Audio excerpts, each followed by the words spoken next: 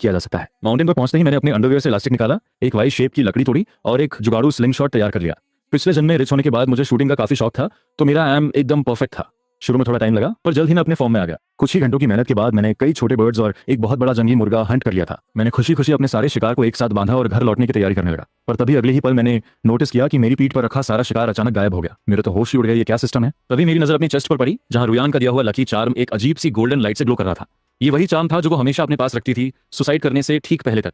मैंने कंफ्यूजन में उस चार्म को टच किया और अचानक मैं एक अजीब से मैजिकल स्पेस के अंदर था। कुछ देर की टेस्टिंग के बाद मुझे पूरा गेम समझ आ गया। ये एक सीक्रेट स्टोरेज स्पेस था।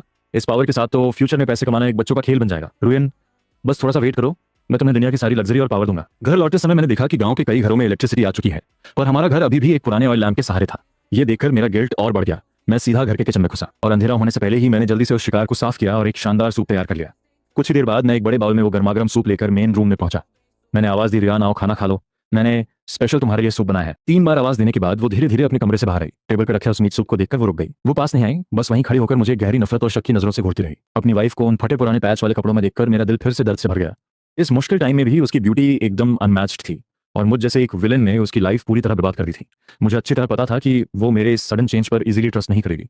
उसका ये डिफेंस मोड बिल्कुल नॉर्मल था। मुझे धीरे धीरे उसका ट्रस्ट वापस जीतना होगा। मुझे पता था कि अगर मैं वहीं खड़ा रहा तो वो उस खाने को टच भी नहीं करेगी। मैंने एक हल्की सी स्माइल दी और बोला, रुयान तुम आराम से खाओ, किचन में अभी और भी है, अगर कम पड़े तो मुझे बुला लेना।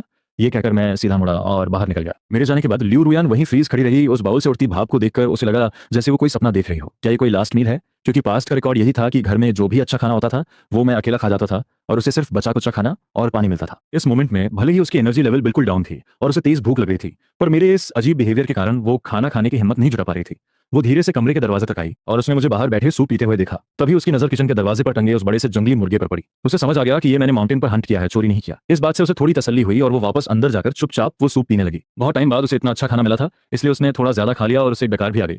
खाने के बाद जब मैं चुपचाप सारे बर्तन क्लीन करने लगा तो रुयान पूरी तरह ब्लैंक हो गई, क्योंकि मैंने लाइफ में कभी कोई डोमेस्टिक काम नहीं किया था। सारा काम खत्म करके मैंने एक बड़ा बर्तन पानी का बॉईल किया और उसे कमरे में लेकर गया। रुयान, इस गर्म पानी से खुद को थोड़ा क्लीन कर लो। इतना कहकर मैंने वो बर्तन नीचे रखा और बिना उसके रिएक्शन का वेट किए मुड़कर बाहर आ गया। दरवाजे पर बैठकर मैं आसमान की तरफ देखने लगा और अपने फ्यूचर का प्लान सेट करने लगा। मुझे पैसे कमाने का कोई सॉलिड सिस्टम ढूंढना ही होगा। सर्दियां बस शुरू होने ही वाली थीं और यहाँ का टेम्परेचर -20 डिग्री तक चला जाता है। अगर मैंने जल्द ही नए विंटर क्लोथ्स और ब्लैंकेट्स का अरेंजमेंट नहीं किया तो रुयान और मेरी बच्ची ठंड से जम जाएंगी। तभी मैंने नोटिस किया कि अंदर पानी की आवाज आनी बंद हो गई थी। मैं पानी चेंज करने के लिए जैसे ही कमरे में एंटर हुआ, मुझे अचानक सामने देखकर रुयान बुरी तरह डर गई। उसने हड़बड़ाहट में अपने कपड़े से खुद को कवर किया और पीछे हटते हुए चिल्लाई, पास मत आना। उसका ये पैनिक रिएक्शन देखकर मुझे खुद पर और ज्यादा गुस्सा आया।